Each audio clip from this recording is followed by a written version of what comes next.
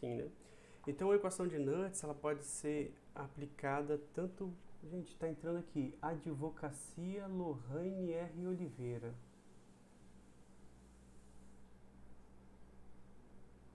Vou negar essa pessoa, porque não sei quem é, advocacia, não sei. Porque já teve problema de gente entrar na live do outro, né? E dá problema. Isso aí já aconteceu aí, pessoal. Enfim. Então, neguei aí, mas estão todos aí. Bom, pessoal, eu falei para vocês na aula passada que essa equação, ela mesmo se resolve com o lance de ser redução-oxidação. Porque aqui nós temos uma semi-reação no formato de redução. É só você observar que o elétron está do lado esquerdo, ou também observar que o NOx ele diminui. Ele está altamente positivo, ele vai para zero. E esse processo é porque recebe elétrons, então os elétrons estão aqui. A forma que a gente tem de escrever essa mesma equação no sentido inverso, ou seja, aqui, ó, é só a gente escrever ela ao contrário, né? No caso, o zinco metálico perdendo elétrons, então ele vai oxidar, né? Tem uma neném aqui gritando, que é a tal da Valentina. Eu sei o nome dela porque a mãe dela costuma falar, né, alto. Aí se vocês ouvirem um neném chorando, não é que não.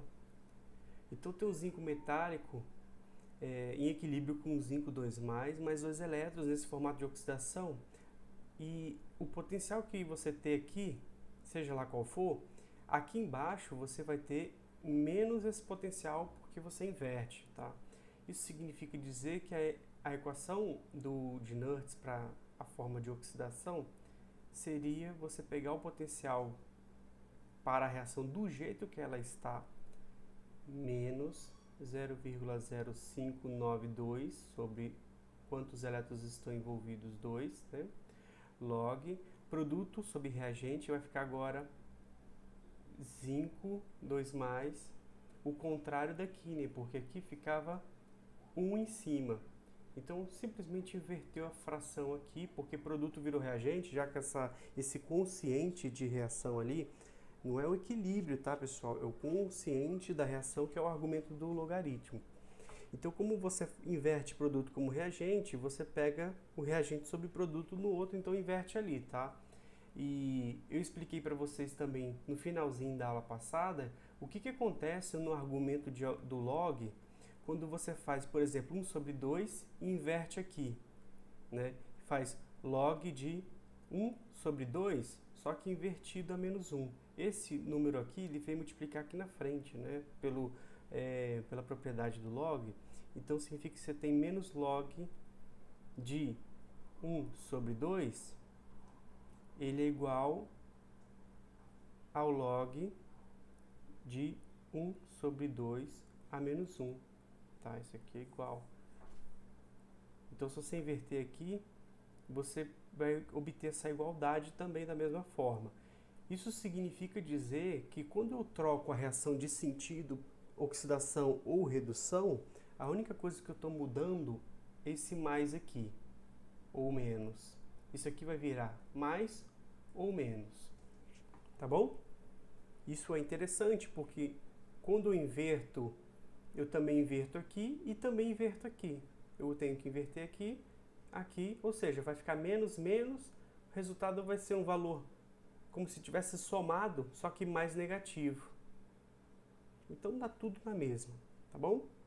Vocês têm dúvida? Aqui não, né?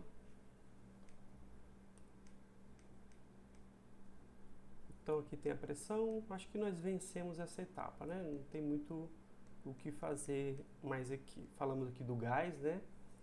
O gás também influencia, por isso que a pressão é um parâmetro que a gente deve controlar e que também é uma característica do estado padrão, né? Da situação padrão de temperatura, pressão.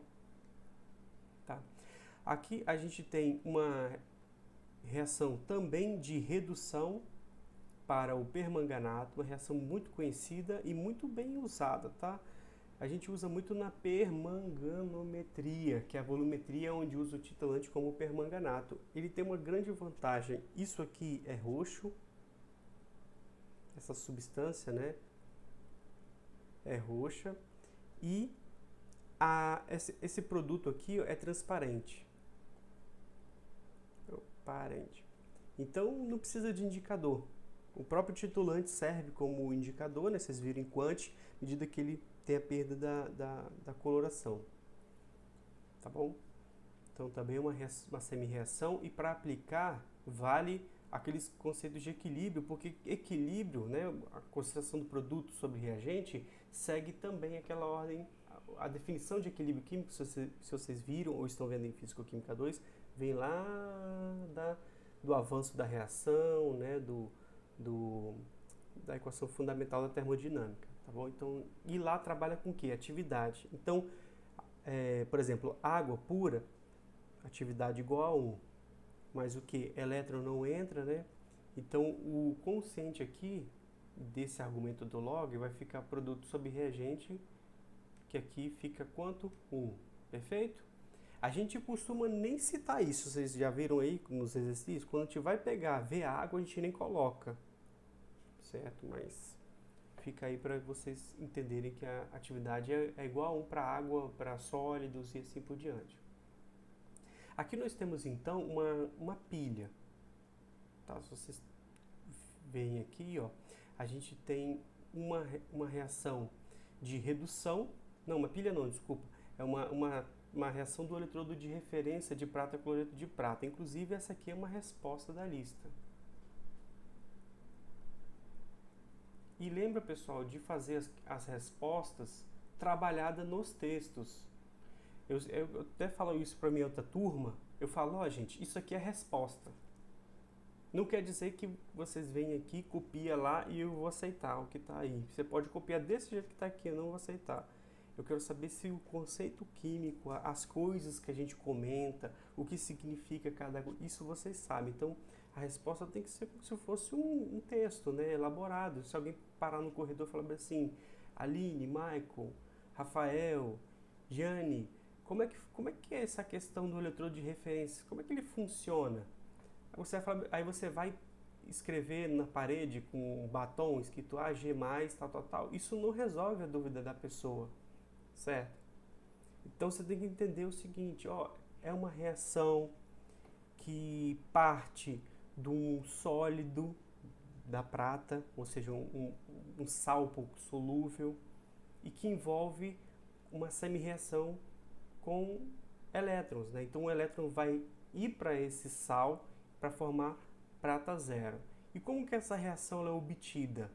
Ela é obtida através dessas duas reações aqui em cima. E aqui eu queria sair desse conceito de oxirredução para falar que equilíbrio de oxirredução é equilíbrio. Vamos tratar essas duas reações como equilíbrio químico, simplesmente usando as propriedades de equilíbrio químico quando você soma duas reações. Por exemplo, ó, aqui a gente tem uma reação onde recebe um elétron formando prata zero. Aqui embaixo a gente tem um equilíbrio de... Vocês já viram em algum lugar? Qual é o nome desse tipo de equilíbrio aqui? Começa com so e termina com lubilidade. Então isso aqui é o equilíbrio de solubilidade.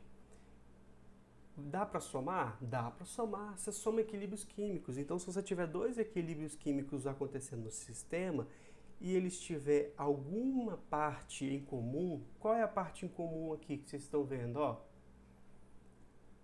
o reagente de um, produto do outro. Deu para entender? Então, essas reações elas vão estar, de certa forma, conectadas. Eu posso até me arriscar aqui e escrever assim para vocês, ó, que é reescrevendo essa primeira de redução, né? A prata recebe um elétron e fica em equilíbrio com a prata zero, sólido aqui, tá? Ok? Isso aqui é produto da outra reação. Então significa que se eu somar aqui com o cloreto aquoso, eu vou ter um equilíbrio. Finge que isso aqui é setinha, essa aqui, só aqui em pé, tá? Deixa eu tentar mais uma vez, que eu acho que pode ficar melhor.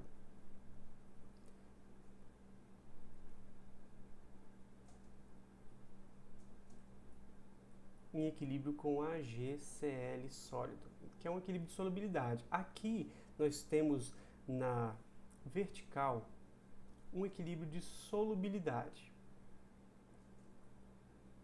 Aqui na horizontal nós temos um equilíbrio de oxirredução. Poderia ter outros equilíbrios aí. Poderia ter, por exemplo, complexação. Complexa com a prata, por exemplo, amônia. A amônia pode formar duas amônias pode formar com a prata complexo diaminoprata. Então teria outros equilíbrios químicos. Poderia também, junto com esse equilíbrio da complexação, formar hidróxido de prata, ou seja, equilíbrio de ácido base. Todos os 4 equilíbrios principais estão envolvidos juntos. Poderia. Mas nesse caso nós só estamos destacando 2, que é um equilíbrio de oxidação que envolve a redução da prata e o equilíbrio de precipitação.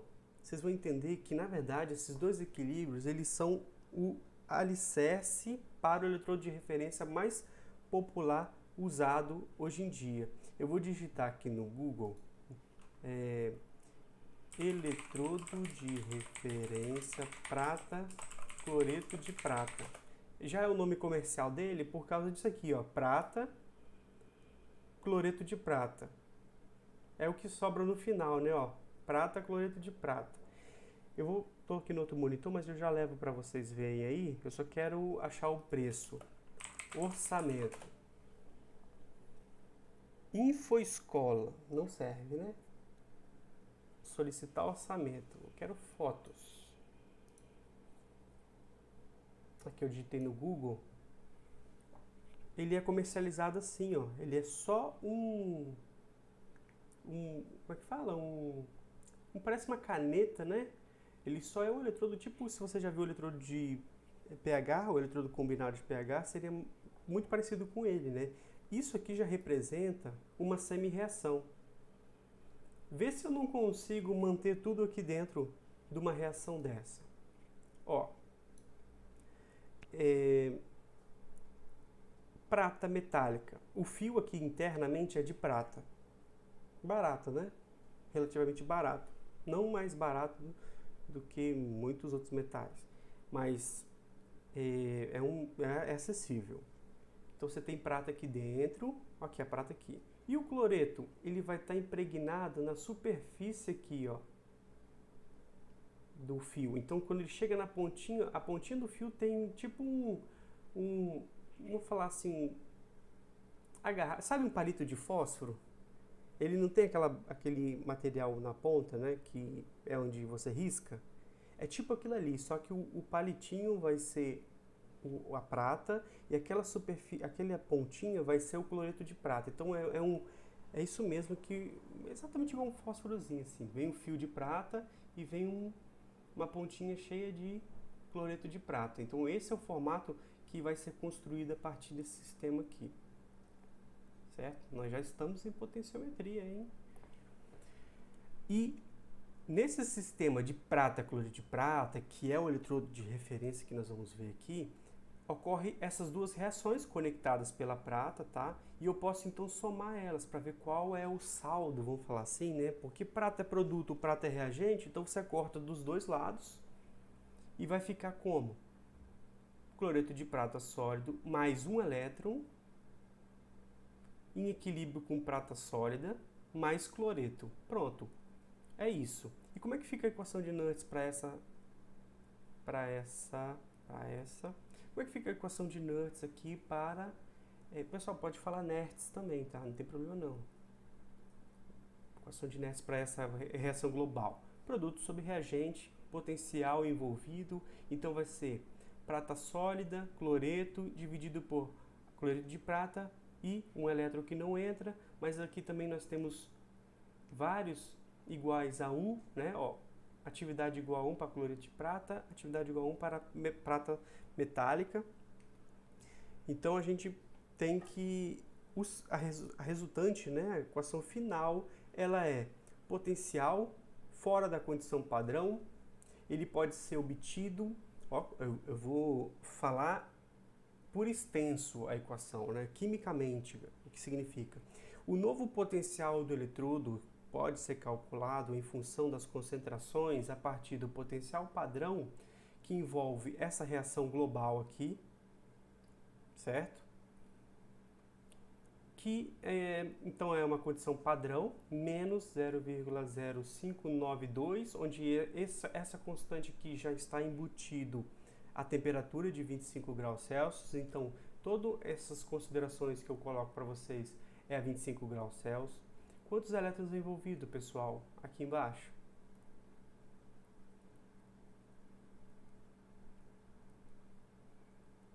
Log de cloreto, porque cloreto é o único que sobrou aqui dentro do consciente, né? Então aqui ele está falando ali que tem um elétron envolvido, e é isso mesmo, um elétron aqui embaixo, nem precisaria de colocar, né? Era só fazer E menos E padrão menos 0,059 log de concentração. Sabe o que isso está querendo te falar?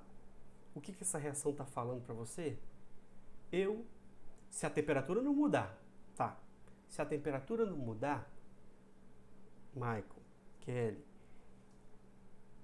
eu só vou depender da concentração de cloreto. Então, só o cloreto pode mudar a concentração de um eletrodo de referência. Deu para entender? Mas você lembra que um eletrodo de referência é aquele eletrodo onde o potencial é conhecido, fixo, ou pelo menos ele se mantém constante? Como que eu posso ter um potencial constante, sendo que o cloreto é algo que possa mudar esse potencial do eletrodo? É só eu fixar a concentração dele extremamente alta. Então, por isso que os eletrólitos aqui dentro, ó, cara, deixa eu pegar aqui a pesquisa que eu fiz. Por isso que os eletrólitos aqui dentro, isso aqui tem que ter líquido, né? Isso aqui é uma pilha, é igual aquele beckerzinho isolado daquelas pilhas sem contato direto que a gente estudou. Então, ali dentro tem um fio, tem uma solução, né? Então, ali dentro tem líquido, aqui também vai ter líquido, tá? O contato elétrico, ele é feito por um fio aqui fora, então aqui é como se fosse aquele fio que sobe lá pro voltímetro, tá bom? E aquele contato da ponte salina, ele é feito através dessa membrana aqui, ó. Então isso aqui faz um contato de elétrico, mas não de soluções, então a solução não sai de dentro dele. Então aqui a gente tem um fio internamente, ó, vem um fio externo, né? Chega aqui, o fio de cobre se conecta na prata, o mínimo possível, né? Para não gastar muita prata. Então ele vem até aqui embaixo, e se eu conseguisse dar uma aproximação aqui para vocês, vocês iam ver que tem como se fosse o cloreto de prata impregnado na superfície da prata. Eu vou tentar encontrar um outro aqui. Vamos ver um bem, talvez um antigo, né? Transparente. Aqui no esquema vai ter meio que alguma coisa marcadinha aqui, né? Significa que tem esse cloreto de prata. Se a gente tivesse laboratório, eu ia mostrar para vocês. Inclusive um quebrado, né? Que o que mais tem é quebrado. Não tem aqui fácil de ver, não. Pelo menos não tá, pelo que eu tô vendo aqui, não tá legal, não, de mostrar para vocês. Tá bom? Então, todos esses elementos aqui, eles estão presentes lá na prática, onde eu quero que você chegue na análise instrumental. E que é representado por duas equações químicas, e essas equações químicas, elas podem ser expressas, né? A reação global, já que envolve uma redução aqui, ó, né? Já que ela envolve um elétron, ela pode ser expressa pela equação de Nernst, porque vai ter um potencial essa reação, e que depende apenas da concentração de cloreto. Com temperatura constante, vai depender apenas de cloreto, tudo bem? Então, para assegurar essa condição, um excesso de cloreto de prata sólido precisa estar presente. Então, a gente pode produzir esse eletrodo facilmente em laboratório. Quer ver? Quem terminou com o namorado ou namorada pega a aliança, amarra num fiozinho de cobre e coloca dentro de um becker com ácido clorídrico, pode ser. A gente vai pegar um grafite para ser o contra-eletrodo, a gente vai ver isso, ou seja, tem que ter polaridade, né? Positivo e negativo. Não dá para fazer eletrólise com um eletrodo só. Então a gente vai pegar um contra-eletrodo inerte, por exemplo, o grafite para outra ponta, né?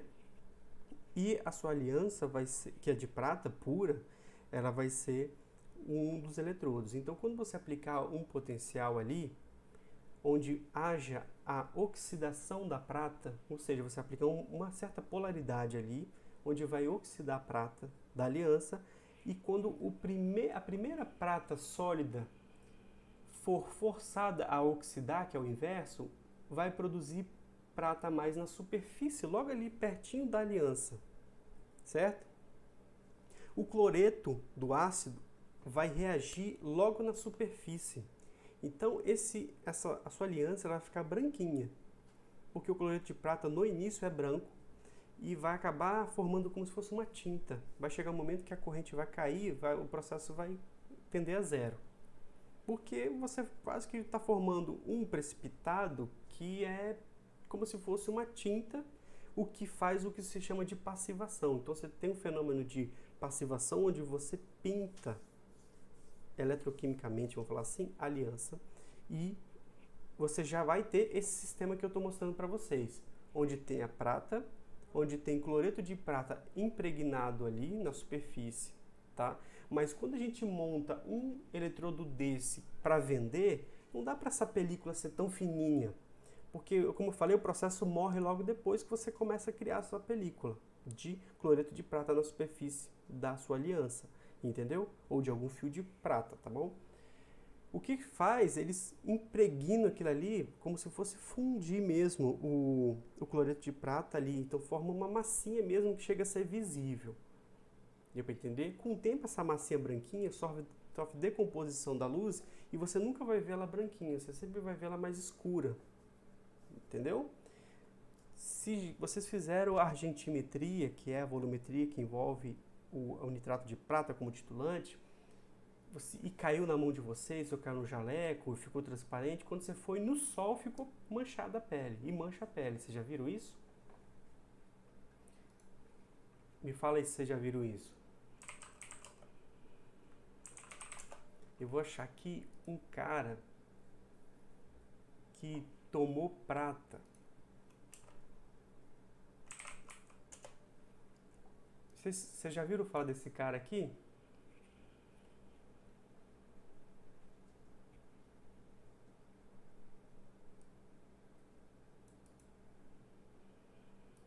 É uma aliança, Maicon, banhada a cloreto em vez de ouro. Ou seja, é uma aliança banhada a cloreto de prata. Pode ser? Aí tá certo. Isso mesmo. Se fosse um processo onde ia ocorrer a redução do ouro na superfície da prata, aí seria o próprio que se chama de banho, né? Então, Jane, esse cara aqui, ele tem essa cor porque ele faz o uso de prata, se eu não me engano, ele bebe prata, sei lá, tem uma doença aqui. Então a prata vai para a pele aqui, ó, e com a luz ele vai ficando dessa cor, né? Então a prata ela tende a escurecer. Se já caiu nitrato de prata, deixa eu pesquisar aqui. Nitrato de prata. Pele. Se já caiu nitrato de prata na sua pele, ela vai ficar assim, ó. Ela mancha, tá? Então ela escurece logo depois. Então é isso, são essas informações que nós temos aqui. Vamos falar assim, o principal, o potencial de um eletrodo de referência, o potencial do eletrodo de referência prata colher de prata depende exclusivamente, quando a temperatura é constante, da concentração de cloreto, e esta é mantida em alta concentração, quase até a saturação desse sal. Qual o máximo que dá para se solubilizar de cloreto de potássio, que é uma fonte de cloreto, né, em água? Dá para solubilizar a 25 graus Celsius também cerca de 3,3 mol de cloreto de prata por 100 ml, ou melhor, é a concentração já final, né? Então essa concentração em mol por litro é a máxima que a gente faz. Só que para não ficar gerando cristais, porque há evaporação do líquido, né? E aí você acaba concentrando naturalmente o que já está ali e fica formando aqueles cristalzinhos nesses eletrodos em desejável, né? O ideal é a gente fazer essa solução um pouquinho antes, né? 3 mol por litro já é muito bom para manter aí a manutenção do eletrodo, né? Porque senão fica gerando cloreto de prata em tudo quanto é lugar do eletrodo, certo? Então, por fim, nós temos uma relação que, através de algumas partes, né, a gente pode... Duas coisas aqui. Põe a constante KPS aqui, põe a constante dessa equação, ou melhor, aqui embaixo, né? Põe a constante KPS aqui embaixo. Deixa eu apagar tudo aqui. A gente pode fazer de duas formas a chegada ao potencial final desse eletrodo. Não é esse potencial aqui, tabelado. Não é esse potencial, é o potencial dessa reação final. A gente pode obter o potencial dessa reação final, que é muito parecido com o que o Michael trouxe de um exercício um tempo atrás, de algumas formas. Aqui a gente pode colocar a redução, potencial de redução de prata, prata zero, ou seja, prata mais virando prata zero, sólido, tá? Certo? Com esse potencial, a gente pode obter a constante de equilíbrio. Então você pode vir aqui e colocar a constante de equilíbrio e fazer também a propriedade de constante de equilíbrio, já que você tem a somatório de dois equilíbrios químicos. O que acontece quando você soma dois equilíbrios químicos? Você corta, ou melhor, cortei no lugar errado, né? O que acontece aí, pessoal? Corta, corta, certo? Soma e sobra isso aqui. Então, quando você soma dois equilíbrios químicos, você multiplica as constantes. Então, você vai ter um valor aqui de constante final, K', vamos botar assim, né? Aquela constante de equilíbrio desse potencial resultante. E essa constante de equilíbrio, você pode agora fazer o inverso para encontrar qual é o potencial. É uma possibilidade, tá? Já que aqui a gente não tem como converter em potencial, mas aqui a gente pode converter em equilíbrio. Aqui também. Existe uma forma também de se fazer isso, que é pegando a primeira equação, aplicando a equação de Nernst, né, só para a semi-reação de redução da prata, que é a de cima. Olha na tabela quanto que vale esse potencial. A gente já trabalhou com esse potencial, que é cerca de 0,8 positivo, nesse formato de redução. E a gente tem a prata zero aqui, que vai ter 1, né, normalmente. E a gente tem também a constante KPS, que é a multiplicação de prata, que é solúvel, né, com cloreto. Esse aqui é o valor tabelado para KPS. Então você pode substituir essa equação de baixo na de cima, é uma possibilidade também. Ou seja, isola o Ag+, e vai ficar KPS sobre cloreto. E aí você joga aqui. Então, como tem divisão de duas frações, você repete a primeira e multiplica pelo inverso da segunda, o que faz com que o cloreto vá para cima e o KPS para baixo. É a mesma equação de cima com o KPS substituído. KPS, a gente sabe o valor. Aquele aqui, ó. Mas mesmo assim, dá para a gente reescrever essa equação para simplificar, usando propriedade de log. Dava para você fazer aqui direto, né? Mas tudo bem. O final, a gente tem isso. Separadinho aqui, o valor que a gente pode calcular. Menos log de KPS vai dar cerca de 0,9. Negativo, né? Menos 0,9, alguma coisa assim.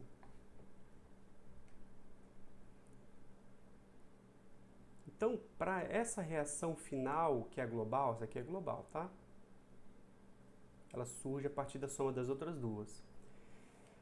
Se a gente tem a concentração dependendo apenas de cloreto, e a gente considera que essa concentração é 1 de atividade, ou aproximadamente 1 mol por litro, log de 1 é 0. Aí você fala, mas por que cloreto igual a 1? Pensa na condição padrão, gente. Qual a condição padrão de concentração? Na verdade, atividade igual a 1, né?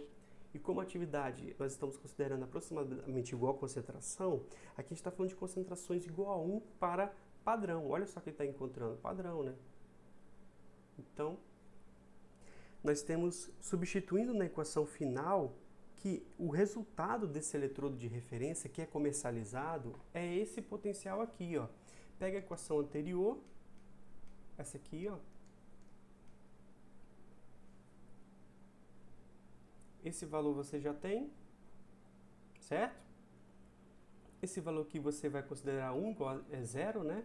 Então você tem o potencial da prata mais para prata 0, que é aquela tabela de redução, é a prata sozinha recebendo elétron, virando prata metálica, tá? Substitui aqui os valores calculados, isso aqui vai ser então igual a 0, não vai ter, e vai dar esse resultado aqui, 0,222 volts. Tá? Então, se você pegar na internet qual é o potencial comercializado, vamos tentar encontrar aqui.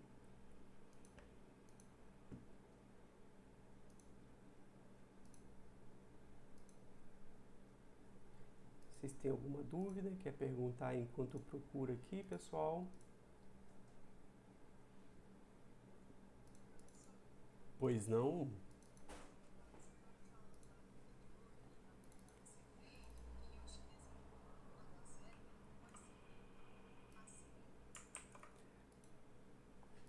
Peraí que eu só perdi o finalzinho da sua dúvida. Como é que é o nome?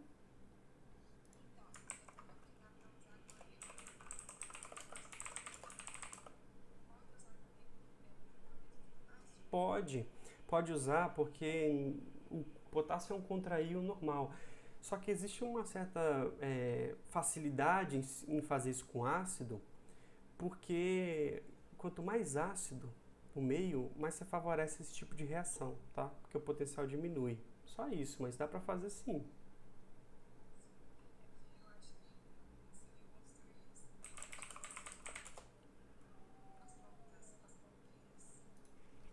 Ah, sim, ó, legal, a gente podia fazer essa prática se voltasse aí, né? Então, dá pra fazer sim, dá pra fazer. Beleza? Então, esse aqui é o potencial do prata, cloreto de prata comercializado. Eu estou pesquisando aqui, mas está difícil de achar alguma empresa. Vou tentar na Metron.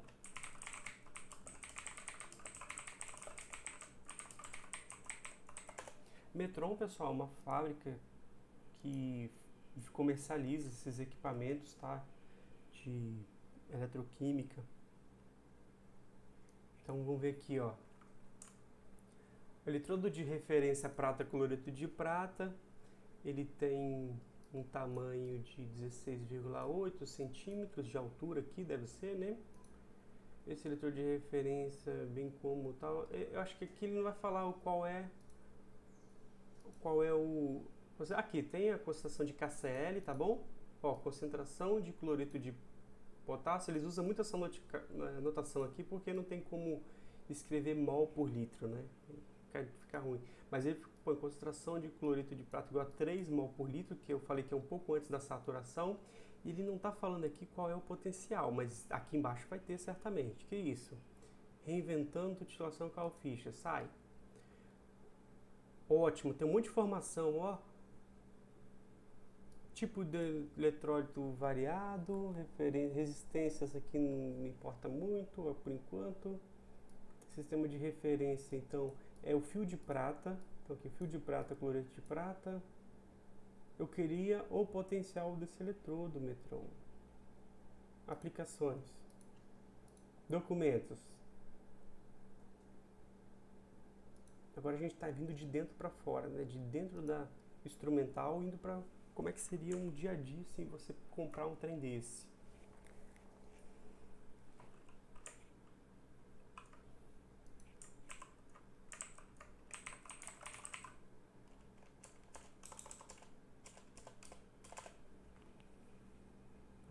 Não quer falar não.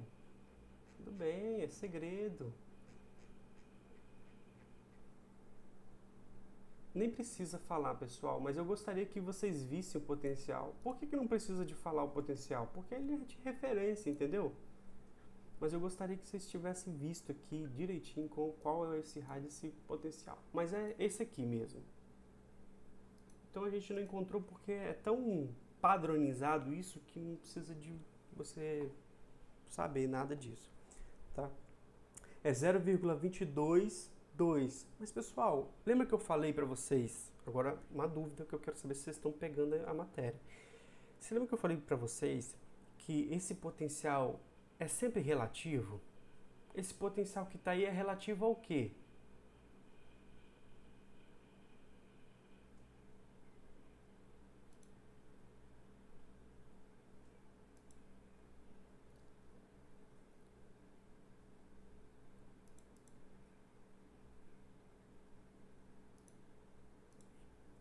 Quem vai falar? Pode ser no chat.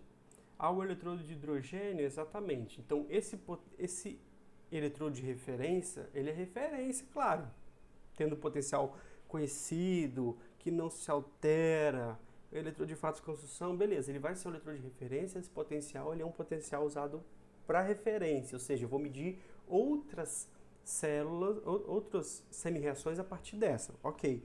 Mas a tabela nossa é construída em relação ao potencial do hidrogênio. Então, quando nós viemos aqui em cima, aqui, ó, quando nós vemos aqui, eu me arrependi de deixar o slide meio que em opacidade, assim, sabe? Aparecendo devagarzinho.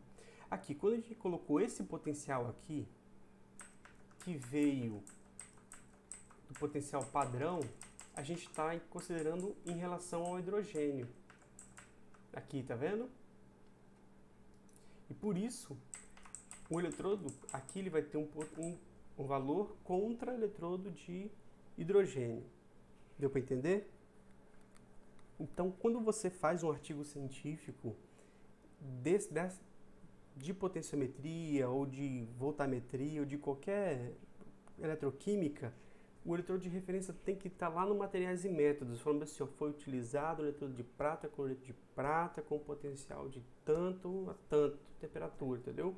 Você tem que especificar qual é a sua referência, porque você vai, às vezes, ler um artigo que o cara está usando um outro tipo de eletrodo de referência, por exemplo, no lugar da prata, o mercúrio, que é o eletrodo que a gente chama de calomelano, pouco utilizado hoje em dia, mas ele dá uns potenciais mais estáveis, entendeu? Então, esse tipo de eletrodo de calomelano, os caras fazem os trabalhos, aí dá uns potenciais medidos diferente do meu.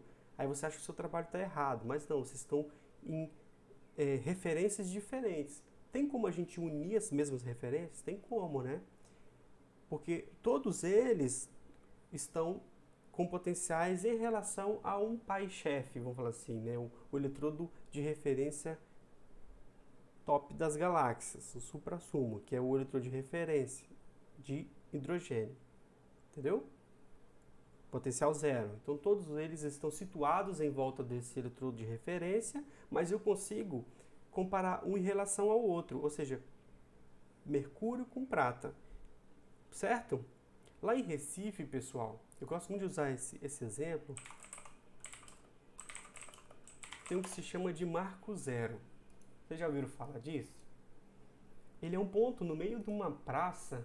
Eu já estive aqui rapidamente. Aí aqui nesse ponto aqui é um ponto assim, marco zero porque ali é o zero. Entendeu? Ali é onde começa a contar as referências de passos, né? Depois olha essa história aqui de distâncias. Tudo bem? Então, se eu colocar 1 km para a direita e exatamente 1 km para a esquerda, a distância de um ponto a outro vai ser de 2, né? E é isso que está acontecendo quando a gente tem vários eletrodos de referência. A gente pode medir a distância de um e outro, né? E saber de maneira relativa ao hidrogênio quanto que é cada um. Então, a gente pode converter esses valores de potenciais. Não é tão fácil, não, porque ora um eletrodo vai estar antes do hidrogênio, ora o outro eletrodo vai estar depois do hidrogênio. Então, se soma, né? Só que como a gente fica toda vertendo potencial para lá e para cá, pode ser que a gente precise escrever um pouquinho mais para tentar entender o raciocínio completo. Tá bom? Limitações ao uso dos potenciais padrão de eletrodo. O que a gente tem de limitação? Bom, algumas vezes os cálculos dos potenciais de célula podem gerar resultados significativamente diferentes daqueles obtidos experimentalmente. Então, estou falando aqui para vocês esse potencial aqui, certo? Aí a Kelly vai lá fazer um eletrodo de prata, do jeito que eu falei, com aliança, com ácido clorídrico, vai gerar cloreto de prata na superfície, vai medir lá com o multímetro e vai dar 185, alguma coisa próxima, mas não assim, exatamente igual. Então, por que isso acontece? Bom, existem duas formas, ou melhor, duas fontes principais para essas diferenças. Uma delas é a necessidade de utilizarmos concentrações em vez de atividade, certo? Lembra que para a gente obter o valor de uma atividade, o valor da atividade, a gente precisa relacionar com a concentração, que é o que a gente consegue saber. Concentração você mede, né? Mas existe algo no meio desses dois que eu citei. Atividade e concentração, ela é unida por um coeficiente de atividade. Existem algumas teorias que possa calcular esse coeficiente de solubilidade. Geralmente ele está com valores acima de 0 e vai até 1. Né? Quando é 1, significa que um é igual ao outro, né? Atividade é igual a concentração. E essa atividade ela é função dos eletrólitos do meio. Então, quanto mais sais dissolvido, mais ácidos, mais base, ou seja, mais íons, mais cargas, você vai alterando esse coeficiente. Tudo bem? Dá para entender? Vocês já estudaram isso antes em Quali? Coeficiente de atividade. Vocês devem ter visto no mínimo isso em Físico-Química 2. Se não viu, vai ver agora.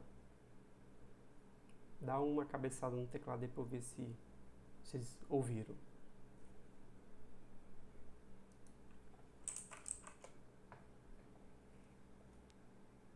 Ó, saiu um RS quando eu bati o...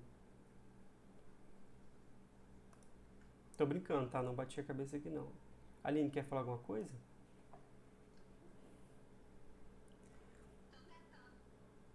Ah, tá.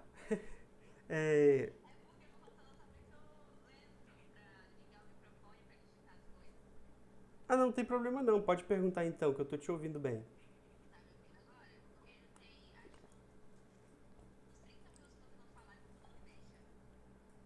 Tá bom.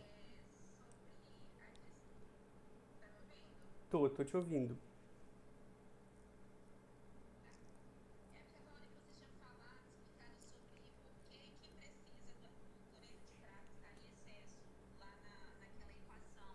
Hum. Então deixa eu ir lá para essa parte. Deixa eu ver se eu consigo explicar já nesse último slide aqui, ó.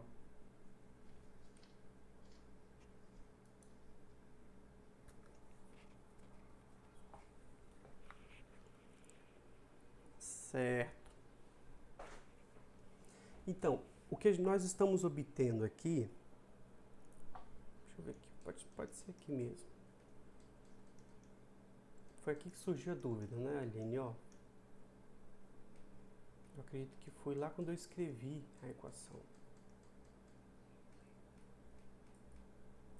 Deve ter sido aqui, né? Certo? Então, se você pegar essa equação de Nernst que está aí, você observa que o eletrodo só depende de cloreto. Tudo bem? Se ele tiver na condição padrão, 1 mol, atividade igual a 1, que é aproximadamente igual a 1 mol por litro, eu então posso considerar dentro desse log que ele vai zerar. Ele vai ser log de 1 e vai ser 0 e não vai ter potencial padrão, vai ser o próprio E, né? E padrão. O potencial do eletrodo é o próprio valor do potencial padrão, então significa que esse sistema está nas condições padrões. Então, Aline, o que eu quis dizer sobre a concentração de cloreto é a seguinte: como esse sistema só depende de cloreto, se eu arrumar alguma forma de eu fixar a concentração de cloreto, eu vou manter esse potencial constante, aonde ele estiver. Se ele estiver em 1 mol por litro, beleza. Se ele estiver em 2 mol por litro, beleza. Mas se estiver muito mais alto, é melhor para mim. Por que é melhor para mim? Porque o que é a reação de oxidação? Foi muito boa essa pergunta, porque eu acho que eu não cheguei a comentar isso com vocês aqui. Mas ó, o que é a reação de oxidação de um eletrodo de referência? Eu trouxe até aqui ó, o sistema, né, já o desenhozinho. Deixa eu aparecer aqui. Onde a prata estaria em uma semi-reação, vamos ver qual lado aqui. Aqui, ó. Ela está aqui, ó. Isso aqui é o eletrodo que a gente está estudando. Esse aqui é o eletrodo que a gente já estudou, que é aquele do hidrogênio, ou seja, eu estou medindo 1 em relação ao hidrogênio, por isso que dá esse potencial em relação ao hidrogênio. Então, esse eletrodo aqui, que também pode ser chamado de referência, aqui ele depende de uma concentração de cloreto aqui dentro. Tá bom, Aline, até aqui? Certo. E aí, então, eu consigo manter o potencial constante se eu não variar a concentração de cloreto. Mas só tem possibilidade de alterar esse potencial, porque o que é uma pilha? Isso aqui está acontecendo uma pilha, é o circuito dos elétrons, não é? Ó. Então está havendo um circuito. Vamos fingir que é nesse sentido aqui, os elétrons saem daqui, vem aqui, passa, né? Desce, beleza, forma, vem, desce, beleza, né? Não é bem os elétrons circulando aqui, como vocês já entenderam que o elétron vem aqui, ocorre a redução, mas é como se a carga estivesse se movimentando, né? A carga se movimenta no circuito, deu para entender? Então, quando os elétrons tanto vêm para cá, chegando, né, no eletrodo, ou indo embora do eletrodo, ou seja, o eletrodo aqui ocorrendo uma redução, ou o eletrodo sofrendo uma oxidação, está havendo transferência de elétrons. Então, toda hora eu estou precisando mexer aqui, ó. Eu estou ou doando elétrons, e quando eu dou elétrons, funciona tipo Le Chatelier aqui, você desloca o equilíbrio no sentido da direita. Então, quando você tem um sistema onde ele está recebendo elétrons, o eletrodo de referência está recebendo elétrons, você desloca para o sentido da formação da prata metálica. Mas se de repente você inverte o potencial, ou você troca o outro eletrodo, e esse eletrodo passa a oxidar, você vai fazer o sentido inverso. O fio de prata, ele vai perder elétron e vai precipitar com cloreto, e vai formar o cloreto de prata novamente. Ou seja, você vai e volta. Por isso que uma das características do eletrodo de referência é que ele seja o quê? Reversível. Por causa disso aqui, se o eletrodo de referência ele não for reversível, você só vai conseguir medir potenciais ou de oxidação ou de redução. Aqui não, aqui você pode usar para os dois. Você pode usar para os dois sentidos, tanto no sentido da corrente de oxidação como redução. Deu para entender? Sabendo disso, Aline, que o eletrodo ele está meio que se sacrificando um pouquinho, né? Ou seja, está vindo elétron, ele está mexendo nele mesmo, a gente está produzindo ou consumindo cloreto. Até aqui eu gostaria de saber se você entendeu. Ou seja, o eletrodo ora está pegando o cloreto lá da solução e pegando para ele, ora ele está pegando o cloreto do precipitado e jogando para a solução. Ou ele pega da solução e forma precipitado, ou ele pega o precipitado e forma solução. Deu para entender? Porque ou está oxidando ou está reduzindo. Ou melhor, ou está oxidando, voltando, né? Ou está reduzindo. Ok? Até aqui? Agora, como frase final dessa explicação, significa o seguinte: a corrente que migra nesse sistema ela é muito pequenininha. Ela não é muito grande, não é suficiente para depositar o metal prata durante 1 grama, 0,1 ou 0,01, tampouco 0,001. É extremamente baixa. Em potenciometria, o potencial que é medido, ele é medido com correntes extremamente baixas. Isso é uma característica da potenciometria. Se você abrir o SCUG, você vai ver lá que potenciometria envolve a medida de potencial, sim, mas com uma resistência extremamente alta. O que faz isso aqui, ó? Potencial é igual a EuRi, né? Corrente vezes resistência vezes corrente. Então, para eu ter uma medida aqui de potencial, eu vou ter que mexer nisso, ou na resistência ou na corrente. Então, vai ter que migrar a corrente por esse sistema de pilha que eu mostrei para vocês dos 2 Becquerels. Vai ter que caminhar as correntes ali. Mas ela pode ser muito baixa a ponto de ser corrente praticamente 0 amperes, entendeu?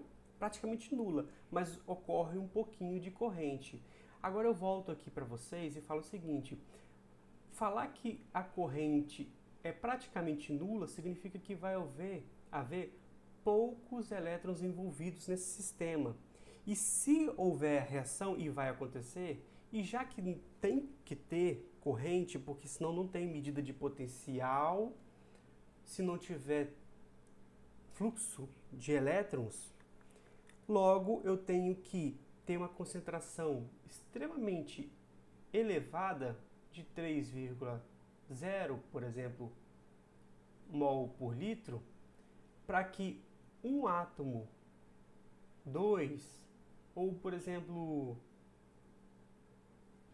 0,0001 mol de cloreto venha a ser produzido ou consumido, não faça diferença na concentração ou atividade do cloreto. Deu para entender?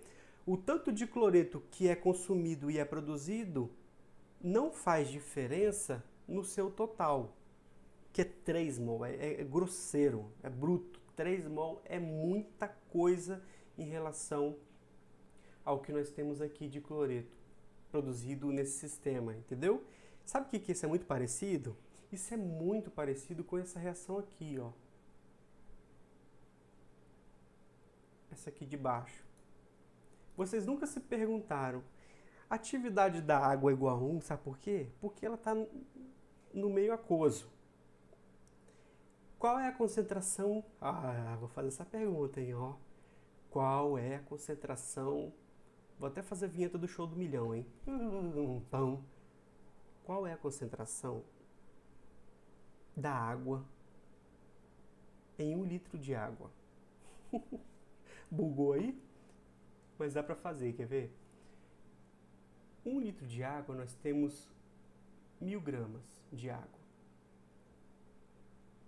E 1 mol de água, nós temos 18 gramas de água.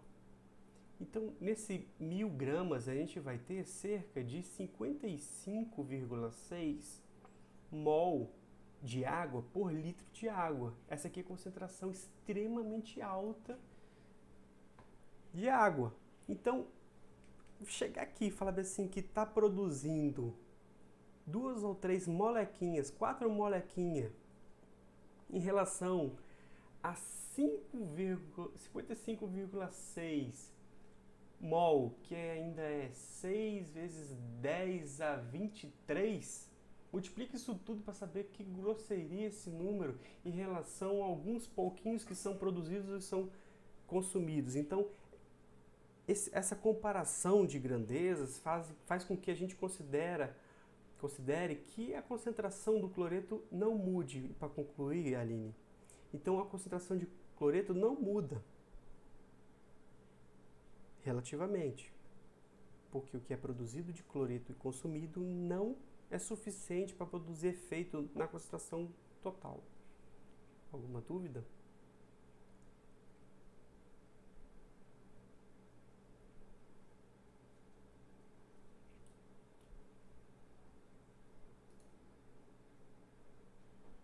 Esperar a Aline ligar o microfone ali.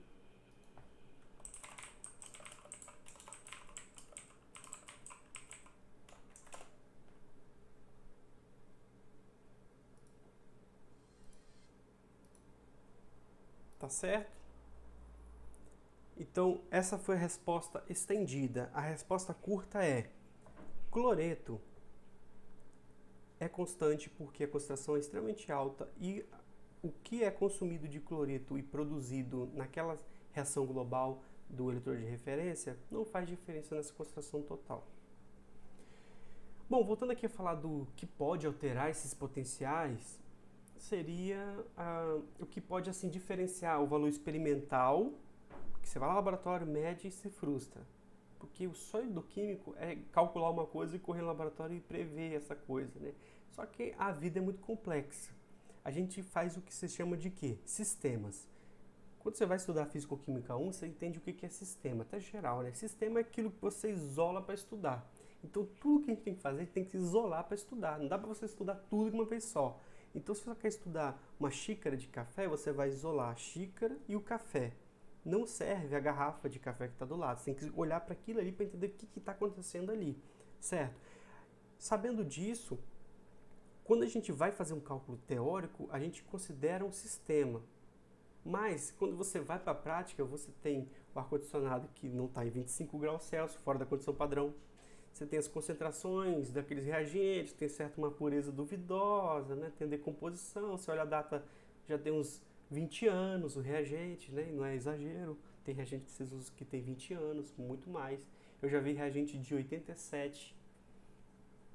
e que funciona, é estável, né? Mas não dá para confiar 100%. Então nós temos primeiramente aqui uma divergência, concentração em vez de atividade. Então nós trabalhamos em concentração na prática e a gente deveria trabalhar com atividade, que é da onde vem as equações, tá bom? Já expliquei sobre isso. Falhas a não considerar adequadamente outros equilíbrios químicos, como dissociação, associação, formação de complexos e solvólios.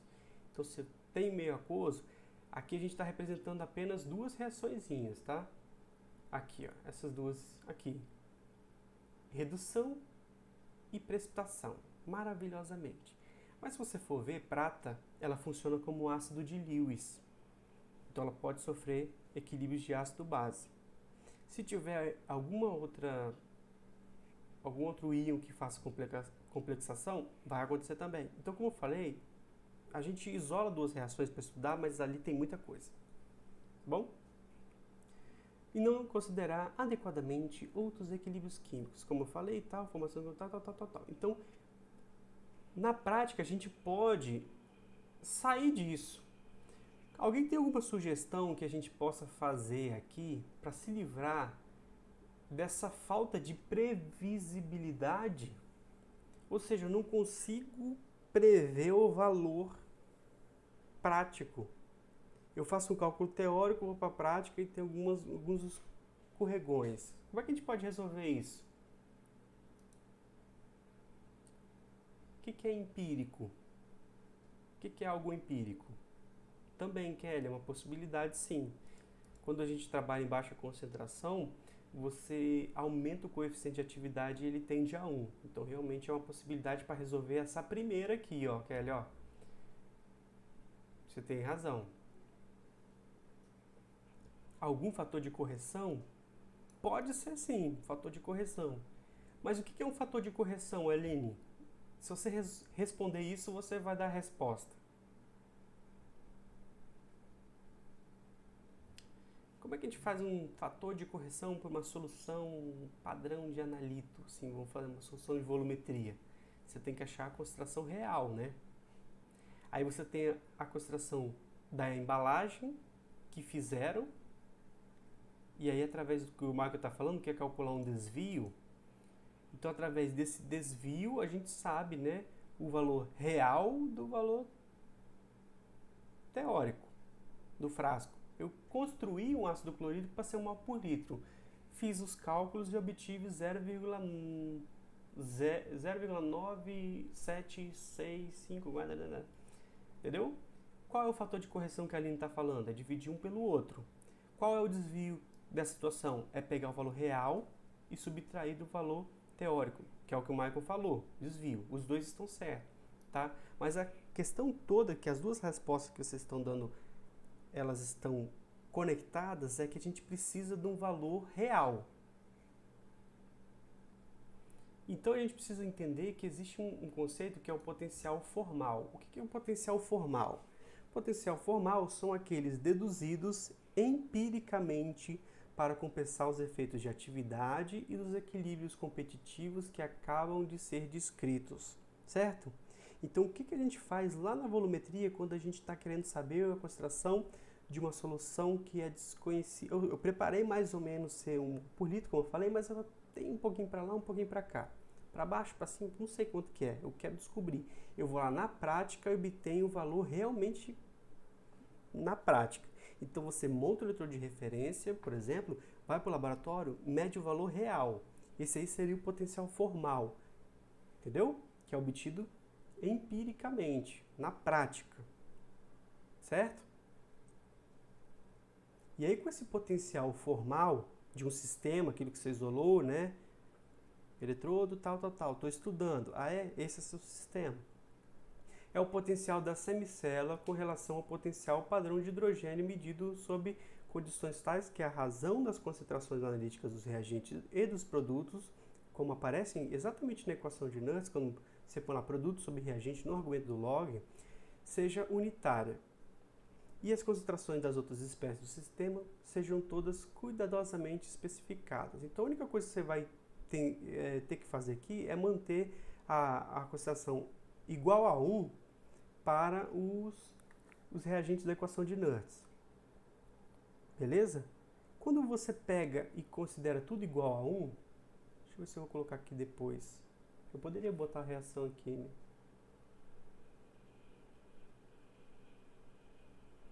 Ver se eu botei aqui, ó. Tá dando esse efeito de PowerPoint, tem que ficar aparecendo, e eu dou clique pro próximo slide, na verdade está aparecendo. Michael falou aqui. Então temos uma participação aqui do ouvinte, o Michael. Esse potencial formal deve ser feito quantas para ser considerado formal? Não entendi, Michael. Quantas vezes? Então, quantas vezes? Ah, legal. Então você tem que ter uma estimativa de estatística, né? Mas, Michael, vamos sair um pouco dessa ideia de estatística. Vamos entender que realmente foram feitas uma estimativa desse valor, entendeu? Seja 3, 4, ou alguma medida do Inmetro, por exemplo, que é 7, ou, sei lá, de algum órgão desse aí, que regulamenta, né? Mas estatística, quanto mais, melhor. Se é fácil de fazer, faça mais que 10, 7. Desvio padrão, que a gente viu medido em espectroanalítica, limite de detecção, a gente faz 10 vezes. Então, quanto mais, melhor. O mínimo que se faz é 3, né? Triplicata. Tudo que vocês fazem é 3.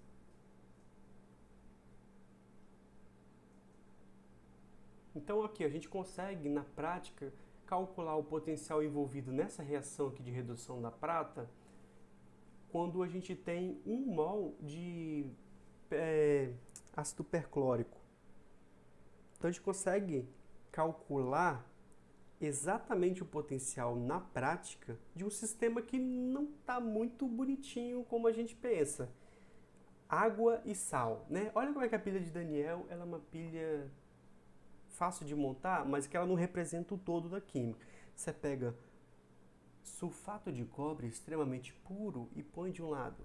Você pega sulfato de zinco puro e põe do outro lado. A ponte salina também bonitinha, tá? Os fios tudo bonitinho, tal. Aí quando você vai fazer uma medida, por exemplo, de alguma cor fluente, de alguma empresa que faz galvanização, decomposição, tem muitos metais, vamos supor que você vai fazer alguma medida lá, eletroquímica, aí lá tem um monte de resíduo da limpeza, sabão, um monte de coisa que vai influenciar na força iônica do meio e que vai mudar esses potenciais. Então a gente pode simular esse sistema com essas impurezas, vamos chamar assim de concomitantes, né? O que está junto, tudo isso que está ali, a gente pode simular e calcular o potencial exatamente nessa condição. Tem a ideia de branco, não tem? Que vocês viram antes? Você tem um balão e tem um branco. Aí tudo que acontece com a amostra, você faz com o branco de preparação. E aí, se acontecer alguma contaminação com um, acontece com o outro. Então, você pode subtrair um do outro. Aqui tem essa ideia também de a gente montar um sistema que está fazendo um potencial parecido, ou melhor, a gente montar um sistema onde o próprio eletrodo está submetido no sistema, lá dentro, né? Ou seja, está sofrendo a influência de sais dissolvido, de tudo que tiver de porcaria lá dentro. Aqui, no caso, está simulando a presença de 1 mol de ácido perclórico. E o potencial muda um pouco, tá vendo aqui a linha, ó? Antes o potencial era 0,799. É só vocês irem lá atrás do slide. Esse seria a tabela limpinha, água pura, 25 graus Celsius. Perfeito, né? Aí quando você sai da condição, você pode obter, então, o potencial fora dessa condição, ver que é o potencial padrão formal, né? Formal é essa linha aqui, E bolinha linha, tá bom? Então desse potencial aqui. Alguma dúvida até aqui? Você acha que na prática a gente vai trabalhar o quê? Com esses potenciais padrões tabelados ou potencial formal?